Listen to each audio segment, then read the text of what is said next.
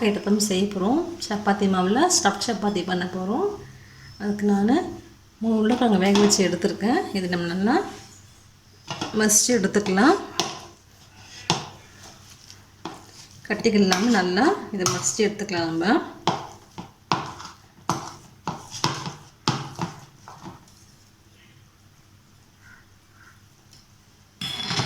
நல்லா மசிச்சாச்சு.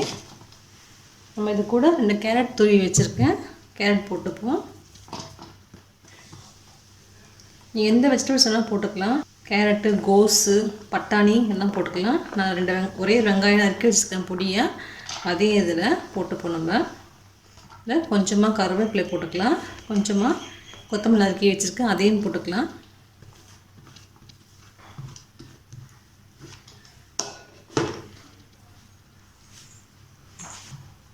இது கூட காரத்துக்கு நான் 1 ஸ்பூன் மிளகாய்த்தூள் போட்டுக்கிறேன். ஒரு 1/4 ஸ்பூன் கொஞ்சமாக மஞ்சள் தூள் போட்டுக்கிறேன். ஒரு 1/4 ஸ்பூன் சீரகத்தூள் போட்டுக்கிறேன். கொஞ்சமாக கரம் மசாலா போட்டுக்கிறேன். கொஞ்சமாக 1/2 ஸ்பூன் சாட் மசாலா போட்டுக்கிறேன். இதுக்கு நல்ல ஒரு டேஸ்ட் கொடுக்கும். இதுக்கு பற்றி நீங்கள் லெமன் கூட போட்டுக்கலாம். அதோட தேவைக்கு ஏற்ப இதுக்கு நான் உப்பு ஆட் பண்ணிக்கிறேன். இது நம்ம எல்லாத்தையும் நல்லா கிளறி விட்டுப்போம்.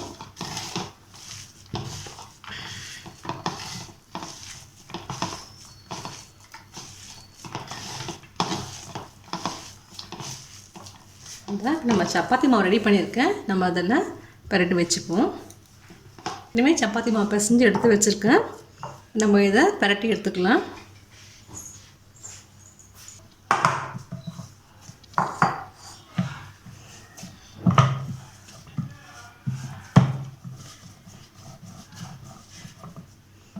நம்ம இந்த மாவை 2ஆக பிரிச்சுப்போம். இவ்வளோ தேவையில்லை நமக்கு.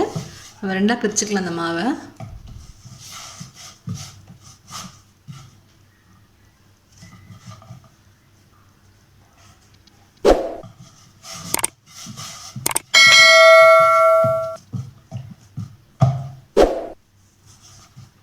நம்ம இதை பெருசாக திரட்டிக்கலாம்.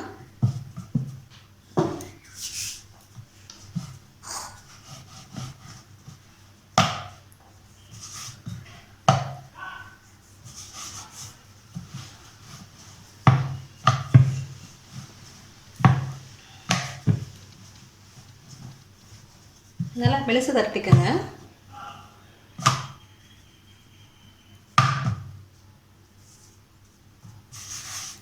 நம்ம இதுக்குள்ளே வந்துட்டு நம்ம எடுத்து வச்சுக்கலாம். நம்ம ஆல்ரெடி செஞ்சு வச்சுருக்கேன் ஸ்டஃபிங் எடுத்து நம்ம இதில் போட்டுக்கலாம்.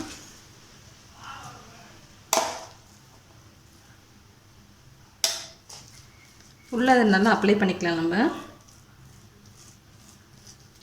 பாருங்கள், ஃபுல்லாக நம்ம தடவியாச்சு. இப்போ நம்ம இதை எடுத்துக்கலாம். இதை அப்படியே மெல்லமாக அப்படியே ரோல் பண்ணிவிடுங்க.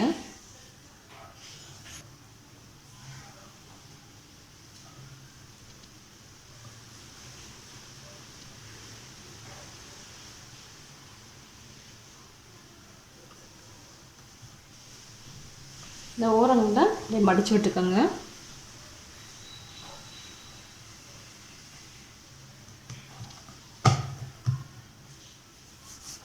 நம்ம அப்படியே இதை கொஞ்சமாக வெட்டி எடுத்துப்போம்.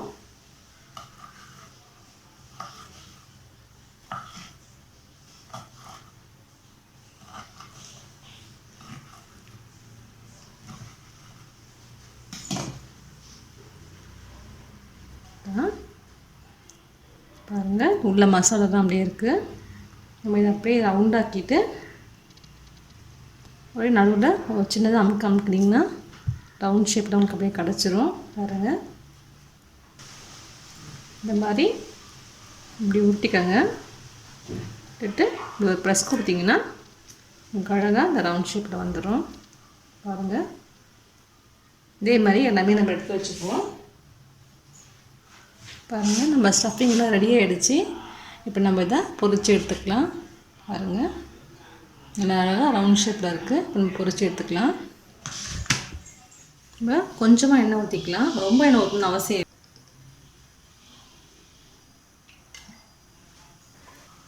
எண்ணெய் காஞ்சிருச்சு, நம்ம இதில் போட்டு பொரிச்சுக்கலாம். நம்ம லேசாக பொரிச்சா போதும், ரொம்ப எண்ணெய் ஊற்றணும்னு அவசியம் இல்லை.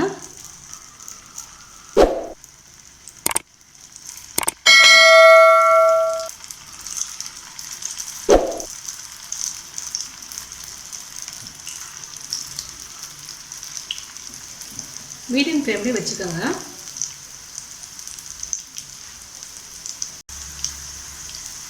உப்பு போட்டுக்கலாம்.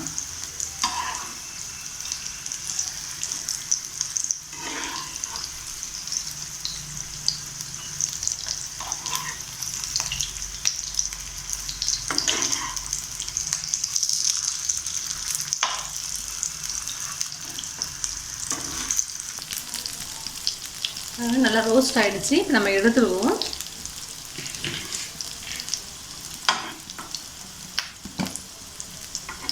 ரெண்டு சைடு நல்லா செவந்துடுச்சு.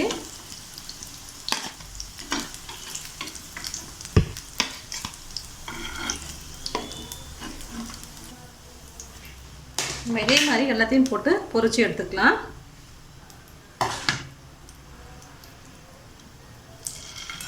இதுக்கு எண்ணெய் ரொம்ப தேவைப்படாது, நம்ம லேசாக ஃப்ரை பண்ணாலே போதும்.